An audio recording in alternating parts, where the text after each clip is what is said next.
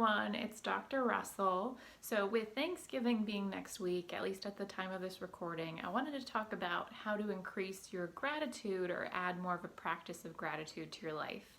So, Thanksgiving, we're supposed to be thankful, so this is something I thought would be really timely. And we found, there are studies that show people that focus more on gratitude or are more grateful for things, they have not only better mental health, but also better physical health. So this is something that, if you find that you're struggling with, hopefully this video will be helpful. And I want to start by saying that this is something I have tried over the years in different ways to increase. And I feel like in the last couple years, thanks to, I will say, shout out to my partner Mark, have really felt like I'm finally getting it and wanted to share this kind of really great tool as a way to kind of increase gratitude and how you focus on it.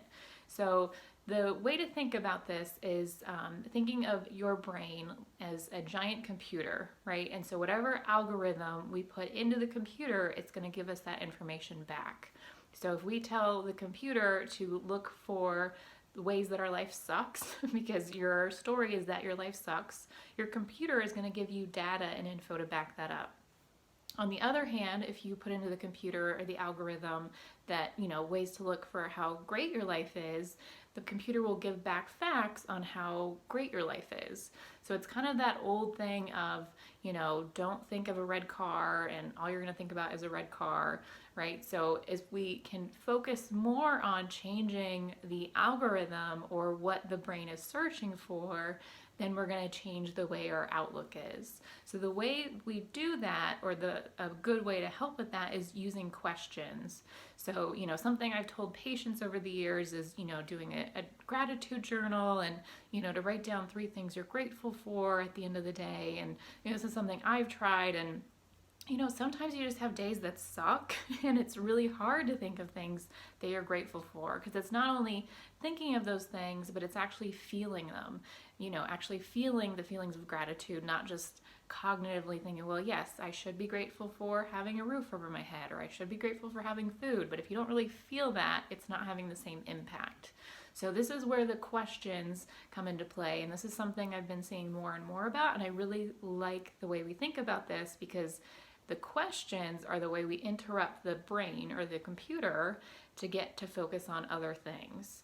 So when it comes to thinking about gratitude, some questions that you can kind of start asking yourself is something like, why am I so lucky? Why am I so fortunate? And what your brain does, the more you ask these questions, is your brain starts looking for the answers. So kind of like Google, if you put those questions into Google, it's going to try to find those answers for you.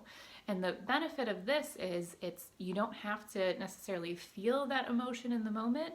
It's more that you're trying to retrain your brain over time to start looking more to find those answers for you.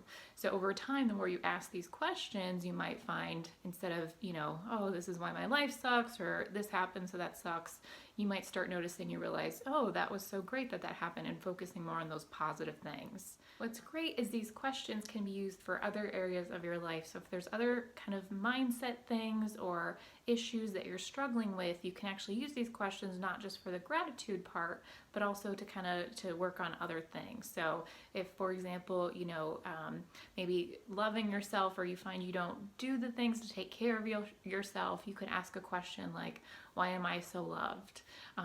For some people, those are very direct questions. And for some people that maybe you're in a worse place, or, it just doesn't feel natural to say that, why am I so loved? You don't believe it right now.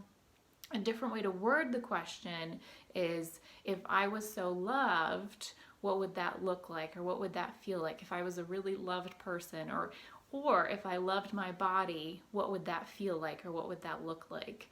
So you're kind of still using the question, but in a easier way in, instead of just going hardcore with the, I love myself, that kind of stuff.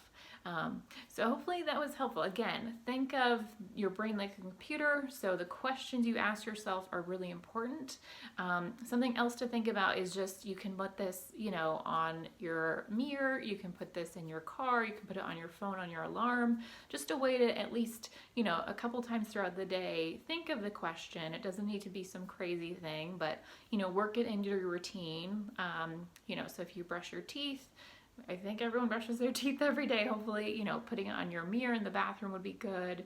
Or if you have, your coffee every morning, put it on the coffee maker, wherever it's in a place that you regularly kind of see would be a great place to incorporate that. So again, think of the questions. If you're struggling a little bit with formulating the questions, it can be a little tricky. Not gonna lie, I asked again my partner Mark before this video just to confirm what questions would be good. But feel free to comment below, and I will try to help you word the questions in a way that can maybe feel natural.